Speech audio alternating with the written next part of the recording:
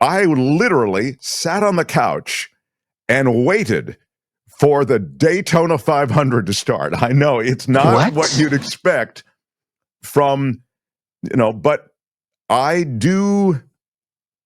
love NASCAR. I think it's really kind of fun to watch. I don't know if I wasn't there for all, the whole 500. I was in and out because there was a lot of stuff going on. I was reading, and one of the things I like to do is look at a sporting event and read a little bit while I'm looking up and back to the reading materials. It was delayed by rain, so that allowed me to kind of read, and now it's up in the background. So what I saw is something that's now getting a lot of publicity. I saw it live, and that was the visit of Donald Trump, the current president, to the Daytona 500. And he arrived in style. He's got that Air Force One. And there he was, Air Force One arriving above the Daytona 500 in Daytona, Florida. Have I been to the Daytona 500? Yes, I have. Pump the brakes, Mark. Really? NASCAR? How dare you? I love NASCAR. Tony will tell you I do some voiceover for NASCAR occasionally. So but I like NASCAR before that. Now, again, I'm not like well-versed in NASCAR, but I just like watching the NASCAR auto race. So as Air Force One performed their flyover at the Daytona 500, the president himself visited NASCAR, and I must tell you, visited the Daytona 500 as he got out of his limo, the Beast, as it's called. There was an insane reaction. I mean, he really got a lot of love. That's his sweet spot, the Daytona 500 and the NASCAR crowd. It was unreal. And then they drove his limo / Beast, as it's called, as I say. They drove around the track while the other official Fed vehicles, some of them were parked, but some of them were in the procession with him. And so as he drove around NASCAR, he was at NASCAR's track, he was applauded by the audience on hand. And so it was with President Trump, and there it was from inside the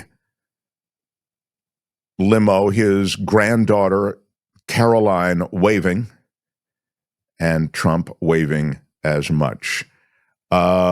Many pictures taken, many cheers expressed, the flyover from the military as well. You know that a major event like that is typically attended by a flyover, and even a conversation with the president that was on Fox. And as I say, he got a lot of love there in the world of NASCAR, in the world of the Daytona 500. Very high profile. And as I say, it was delayed, so they showed a lot of that video over and over and over again. Now, it wasn't completely well received nationwide, even as it was well received in Daytona.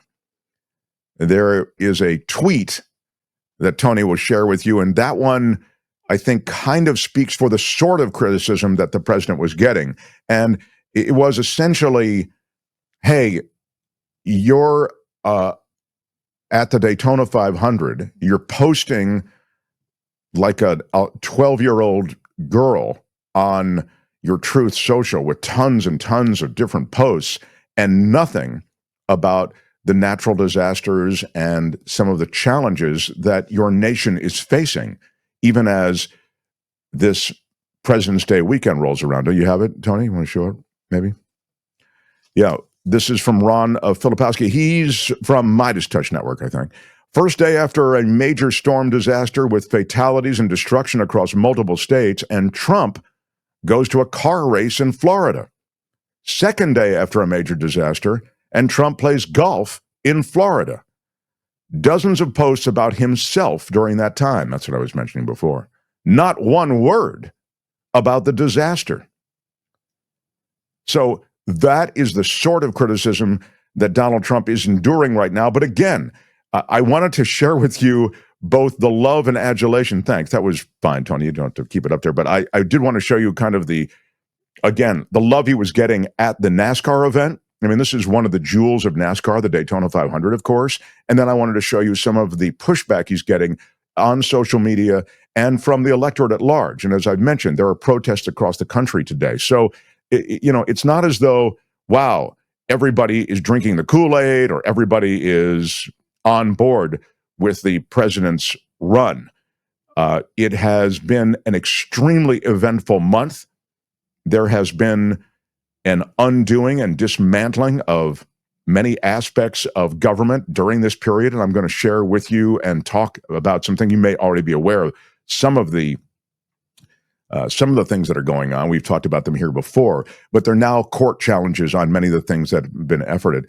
But there was one more bit of pushback on Donald Trump's critics slamming him for wasting taxpayers' money. This feels like the kind of criticism that would be leveled against a Barack Obama. Democrats were really or even Biden, really the focus of so much criticism for, look at this is a waste of money. Why is the president doing this, going to Delaware on a long weekend when he should be at these places that have been hit by natural disasters? How dare he? It's un-American, etc. We're so used to that blowtorch coming out of the world of right-wing media and Fox News Channel, for example. They're really good at grabbing that kind of stuff, sort of like, why is Obama wearing the wrong colored jacket after Labor Day? That's very much the sort of thing. So now Trump is getting a little bit of that. It's maybe not getting the oxygen,